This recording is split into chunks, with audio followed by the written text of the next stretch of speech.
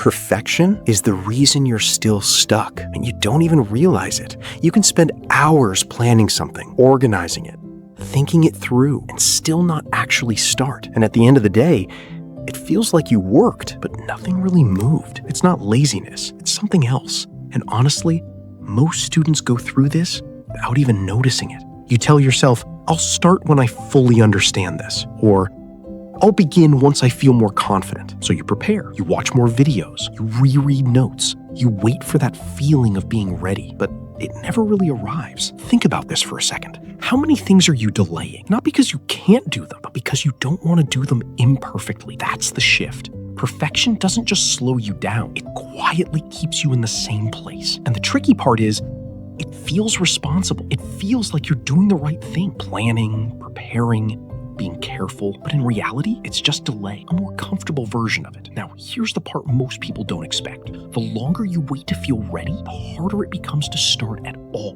because your expectations keep rising. You imagine doing it perfect, and anything less starts to feel like failure, so you wait even more, and the cycle continues. But something interesting happens when you finally break that cycle. Not perfectly, just slightly. You start messy. Your first attempt feels off, unclear, slow, a bit uncomfortable. That's the ugly start. And yeah, it doesn't feel good. Honestly, this is where most people stop because they think, maybe I'm not good at this. But that moment, that's not failure. That's the beginning. Let that sink in. Every skill you admire, every confident person you see, they all went through that same phase. They just didn't quit there. Now here's the key part. After that messy start, something small begins to change. You understand a little more. You fix one mistake, then another. Things start to feel slightly easier. That's progress. It's not dramatic. It doesn't look impressive, but it's real. And over time, that quiet progress leads to results. Not because you planned perfectly, but because you stayed in the process. Think about this. If you wait until you feel fully ready, you delay the only thing that actually makes you ready. Action. And yeah, it's uncomfortable at first. I remember sitting with my books during exams, thinking I needed to understand everything before attempting questions. So I kept reading the same chapter again and again. It felt productive, but nothing changed. Finally, I just started solving questions, even though I felt unprepared, and I got a lot wrong. Like, a lot. But that's when things finally started making sense. Not during the perfect preparation, during the imperfect attempt. That surprised me, because it showed me something simple. Clarity doesn't come from thinking longer. It comes from doing sooner.